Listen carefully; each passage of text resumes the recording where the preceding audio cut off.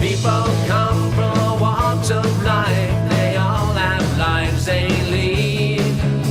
Any and all are welcome here to come and chat. Hello, everyone. with me. Welcome to another episode of Small Talk. Today's guest is somebody I met a number of years ago. Now, I don't remember how long ago that was. Maybe he will. Here he is, ladies and gentlemen, Mark Brandon. Hello, Mark. Hi, how you doing, Nancy? I'm good. Thanks for doing this. I really appreciate it. Oh yeah, that's what a blast from the past to hook up with you again. Yeah, I'm really so- happy to be here. I just want to let everybody know that Mark is an actor as well as an acting teacher, and that's how I met him. So when and why did you get into acting? When and why? Okay. I was in my late 20s, and basically, I really didn't know what I wanted to do, and that's something I had originally planned med school, and unfortunately my science grades weren't good enough by the time I finished university, Right. and I couldn't get into med school. If I wanted to, I'd have had to do another year, some grad work, get my GPA back up, but I got burnt out, and of all things, I became a fireman after that. Isn't that crazy? That's awesome. The reason being is when I served in the U.S. Air Force during the Vietnam War, the war was winding down, so I was put in a search and rescue operation, which consisted of a lot of firefighting and fire engines and that sort of thing. It was a good combination of a lot of different things. It gave me a lot of experience.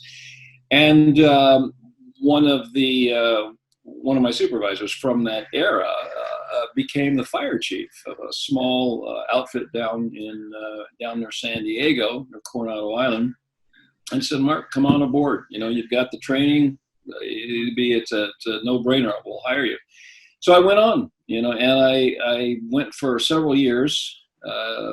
No more than 7, because I remember the 7th year, I was just saying to myself, there's got to be something more. I was really missing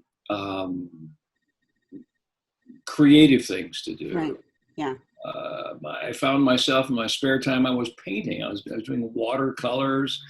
I started going to acting classes. I was trying everything, and I pretty much fell in love with acting my last couple of years in the fire department. And I thought to myself, well, it's now or never. I'm young enough where I can quit, and it won't devastate me. So I took a chance. I turned in my resignation, and I thought my battalion chief was going to just rake me with coals, tell me I was a nut bar.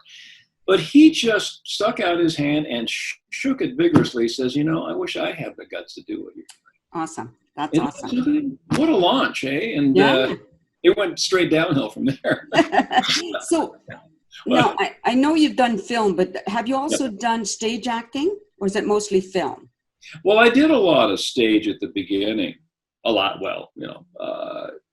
I worked in a lot of improv groups in Los Angeles and San Diego. I was going back and forth.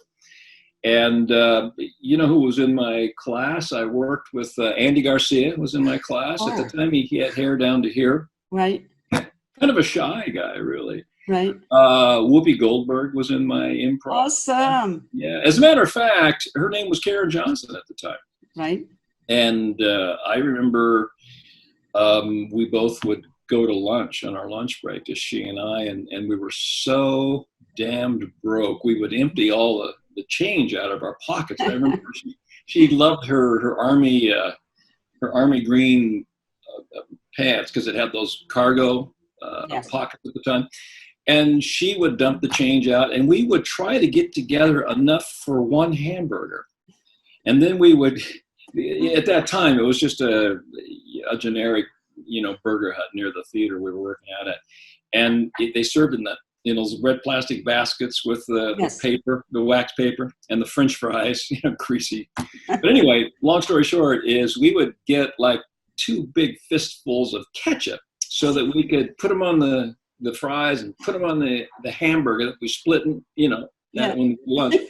just to make it last, just so that we could have enough and feel like we would eat. We went to lunch several times like that. It was a good memory. And I saw her not long ago. I was spending some time in Malibu, and I was walking down the street, near the beach in a little community, the little community of Malibu. And I thought, well, there's Whoopi Goldberg. I said, Whoopi, remember me? She goes, oh, yeah, how are you, baby? She gave me a big hug. Nice. Oh, yeah. I love that story. What a great story. Yeah. It's like, at the time, you don't think someone's going to be as huge as she was. Well, after Spielberg cast her in The Color Purple, she never came back down to earth. Yeah, that's so cool. So what movies or TV shows or what have you done TV shows? I should ask that first. Have you been in? Oh, quite a bit. I've been at this for 30 years now, and I've done over 20 Hallmark movies. I've also played the mayor of Chesapeake Shores, the Hallmark show on the Hallmark Channel. Right. And I just finished an episode of Flash just before the pandemic. In fact, at the last day of shooting, it's common when you work with your co-stars to give them a big hug and say, say goodbye. And people were kind of going, Yeah. And because right at the time we stopped filming, Riverdale had stopped a couple of days ahead of that because what's his name? The one that plays Archie, I forgot his name, the actor, and he tested positive for COVID. Oh. So they just shut it down. No, it wasn't him. It was a crew member. I stand corrected. Right. Yeah. So now, sorry. So now you live in Vancouver, don't you? I'm in White Rock. Oh, okay, White Rock. Yeah. So now, because of pandemic, like what's happening with your career? Very little. Yeah. I laugh because thank goodness for the CERB checks that came through for performers because, prior to them even considering this, if you're unemployed as an actor, you're basically pretty hooped. Yeah. They don't have UI for you because you're, by definition, you're self-employed. Right. And you fall through these bureaucratic cracks. So we've been okay. And I've just started to audition, and I have to apologize for missing this morning's meeting. I was really intensely into something, a big guest star in a brand new series.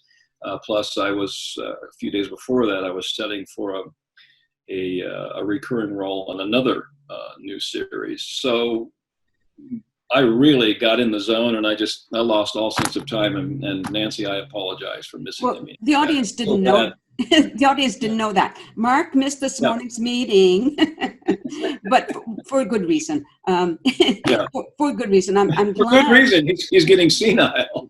Well, other than that, I'm glad though that you're still able to go to auditions. That's really good, right? Well, they're just starting back, and I've talked to other actors, and they're starting to get offers to come in and either read or do a job. So we're slowly coming back. Right. So now. Yeah. Good. So what made you decide to get into teaching? Well, teaching is the actor's best friend as a job. Right. Because especially in your earlier years, you're not booking that much. I mean, my last couple of years, I've been very fortunate. I've been just going from one project to another. But prior to that, back when you and I met, I was working occasionally every couple of months, like most actors. And it allows you to pay the bills and stay in your craft, stay sharp. So it's a godsend to be an acting teacher. Right. So I'm very, very privileged to say that it has really helped me, personally and financially. Right. Yeah. Do you have any students that you remember that they were something about them that was really special? Yeah, a number of them. I got one kid that came in, and I was his first acting class. He had just come from dance, and he was trying to find himself. And I thought, geez, he's got an incredible openness and yet an intensity about him. And I thought, wow, this kid could go places. And sure enough, he did. Have you heard of Barry Pepper? Barry Pepper won an Emmy a few years ago. Nice. Yeah. I remember there was and one. Sorry, go ahead. Go ahead. I remember. Well, if you look up. No, you. I remember a young woman in your class. I don't remember her name. She was so awesome. Because what I liked about your class is you would have us be on camera so we could watch it back, right? And yeah, that's good feedback to what you said. My phone's ringing. Hold on. No, I was going to go. Hey, let's just go for it. Anyway, so okay. Yeah, sure. But she had no confidence in herself because everybody gave her accolades, but she just couldn't hear it, And I always sorry about this. This is that's all right. Yeah, that's life. Yeah, that's life. Yeah. I always wondered what happened to her if she ever continued. I wish I could remember her name, but she was so fantastic, Well, if I had so many people come through. If you knew her name, I could help out. Yeah. I wish I could remember it because I just remember how you could see that if she had confidence in herself, you could see her, like in my mind anyway, have leading roles, But it's just that's true. That's true for a lot of people that came through classes. It was the people that broke through their own crap. Got past, the manufactured and amplified fears that we carry around in us. If you can get past that, you're going to do some good things. You're going to work. Yeah. In fact, one of the things that I tell actors when I teach very little now because as I've been doing a lot of work professionally, so I teach very, very little, only when I'm asked. If people, bug me and say, Mark, would you put a class together for us? And okay, what the heck? But where was I going with this? About outstanding students or yeah. One thing that I love to ask actors is I ask them at the very beginning of class, because you can see on their face, here comes a trick question, because I ask them, does anybody here want to know how good of an actor they can become? And, you kind of see that cynicism and checking out, well, how do I answer this kind of thing? And the answer is very simple. You'll only be as good as you are courageous, personally courageous in a film. Yeah, in your scene work. Because we put so much pressure on ourselves. True, yeah. To be perfect. We forget to just let go and embrace the moment, embrace what's really going on. And there's a lot of release in that when you let go of the need to be perfect and just embrace the chaos of not needing to know where the heck you're going. Just being attentive is a big battle won. Really. Right. Yeah. And being attentive and showing up, arriving and being in the scene organically, rather than trying to manipulate the scene or, give them some idea of what you think they want. It's a tough place to be. Even though it didn't work out for me, like I learned something, okay? I learned that I couldn't give whatever it was that you need to give, that authenticity, whatever. But it also helped me be where I am. I've been hosting a talk show now for a few years. I mean, it's local, of course, but it gave me the, whatever it is, to be able to, because I love being in front of the camera. That's why I thought I'd be a great actor in my head, of course, but that's not what came through. Well, no, I mean, it seems like you've morphed into a journalist, really. Well, I do this because asking people about their lives, to me, it is so fascinating. Everybody has a story, right? Yeah. And it's like, I love it, but I've done a little improv in the meantime, so that was kind of fun, Mm-hmm. But anyway, I shouldn't be talking about myself. This is about you, because we're just about out of time. Actually, we're a little over. Is there something that you would like to add before we close off the show? Is there something what? Is there anything else you want to say that you haven't said before we end the interview? Yes. Wear your masks. Yeah. Oh, good one. Good one. Well, thanks, Mark. I really appreciate that. You're welcome, Nancy. It was great to touch base. It's just been such a long time. It has been a long time. It's a treat. Yeah. You want to do this again? I'm completely open. Awesome. And thank everybody for watching. Hope to see you next time. In the meantime, peace out.